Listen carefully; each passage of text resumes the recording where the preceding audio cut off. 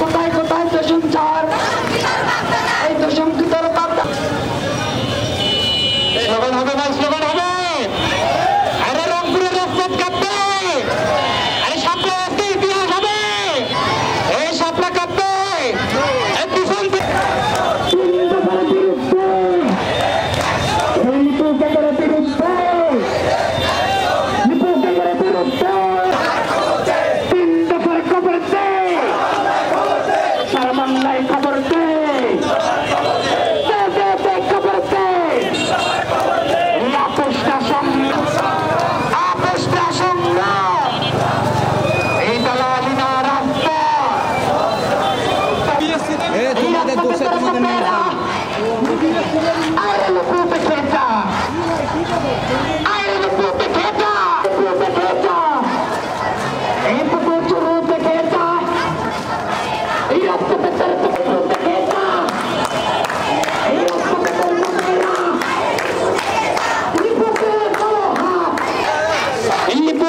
বিরুদ্ধে চালো রে চালো, চালো রে চালো।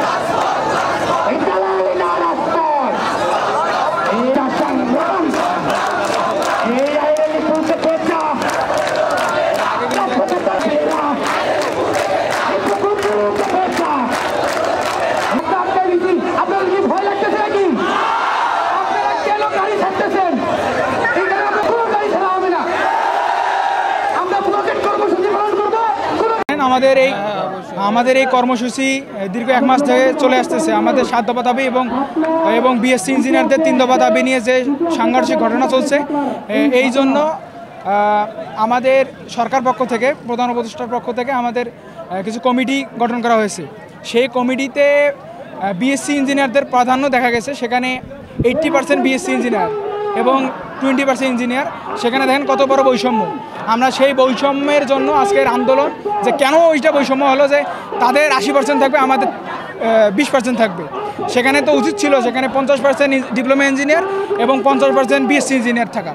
এবং আমাদের এই আন্দোলন চলাকালীন সময়ে বিএসসি ইঞ্জিনিয়ার সন্ত্রাসী বাহিনীরা তারা আমাদের এই শান্তিপূর্ণ কর্মসূচিকে তারা সন্ত্রাসী কর্মসূচি হিসেবে আখ্যায়িত করেছে।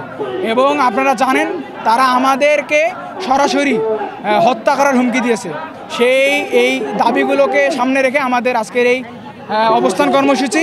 এবং আমরা স্পষ্টভাবে বলতে চাচ্ছি, যতক্ষণ পর্যন্ত না ডিসি স্যার আমাদের কাছে আসবে, আমাদেরকে আশ্বস্ত করবে, ততক্ষণ আমরা এখান থেকে সরব না। আমাদের দাবি চলবে।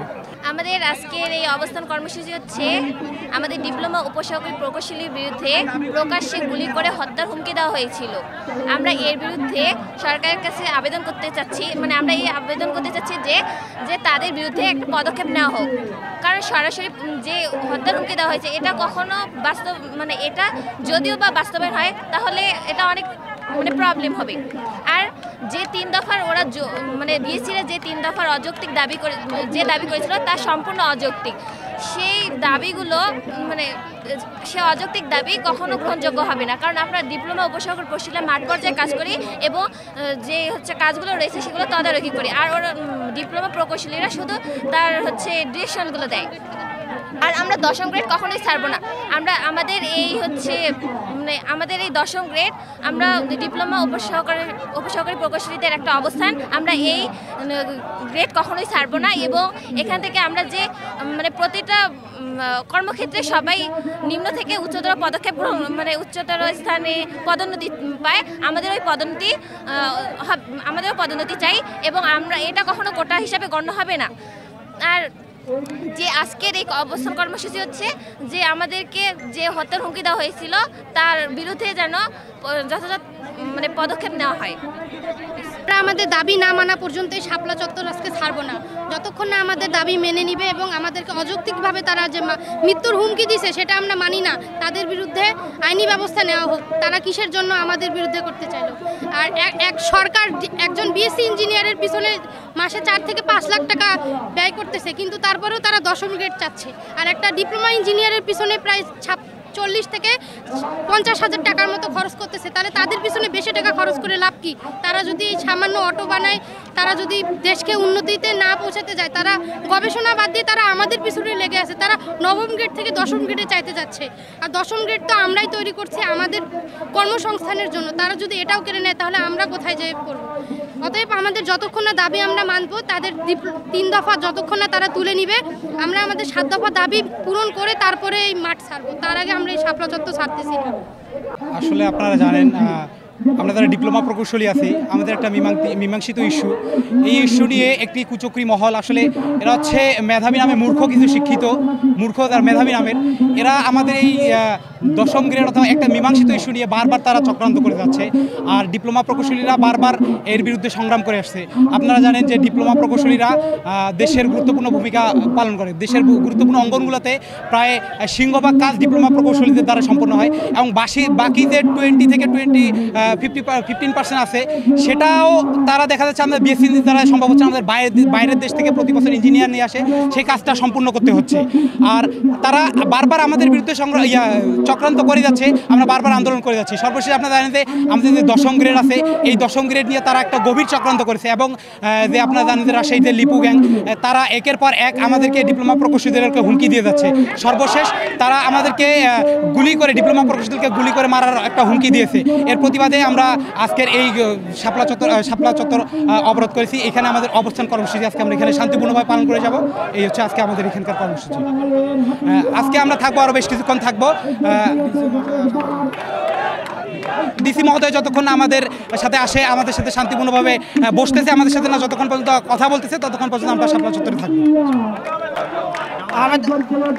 আমাদের সর্বশেষ হচ্ছে আমাদের দেওয়ালে পিঠ থেকে যাওয়ার কারণেই কিন্তু আজকে এখানে শাপলা চত্বরের বুলেটের কর্মসূচি আমরা পালন করছি। তো এটা কিন্তু সারা বাংলাদেশ বিভিন্ন জায়গায় কিন্তু হচ্ছে। মূলত ডিপ্লোমা প্রকৌশলীদের যে প্রকাশ্যে গুলি করে হত্যার হুমকি প্রদান, এছাড়া প্রকৌশল খাতে যে সমস্যা চলতেছে এই সমস্যা নিরসনের জন্য যে কমিটি গঠন করা হয়েছে, এটা হচ্ছে মূলত একটা অসম কমিটি। মানে যে হারে বিএসসির প্রতিনিধি এবং ডিপ্লোমা প্রতিনিধি থাকা দরকার সেখানে কিন্তু সেই হারে নাই, অথচ বিএসসি ডিগ্রিধারীদের চেয়ে কিন্তু ডিপ্লোমার ডিগ্রিধারীরা কিন্তু সব বাংলাদেশে অনেক বেশি পরিমাণ। তো সেই ক্ষেত্রে যে রেশিও অনুযায়ী কমিটিতে প্রতিনিধি থাকা দরকার সেই প্রতিনিধি কিন্তু নাই। এছাড়া বিএসসি ডিগ্রিধারী যারা আছে তারা কিন্তু অযৌক্তিক 3 দফা দাবি প্রেষণ করছে। তো আমরা সেটার বিরুদ্ধেও কিন্তু আমরা প্রতিবাদ জানাচ্ছি। আমরা চাই যে সরকার পক্ষ থেকে এই অযৌক্তিক যে 3 দফা দাবি, এই দাবিটার বিরুদ্ধে ব্যবস্থা নেওয়া হোক, এবং আমাদের যে 7 দফা দাবি দেওয়া আছে আমাদের 7 দফা দাবিটা গ্রহণ করা হোক। তো প্রথমত এখানে যে 3 দফা দাবিটা দেওয়া আছে এটা কেন অযৌক্তিক সেটা আমি একটু ব্যাখ্যা করি।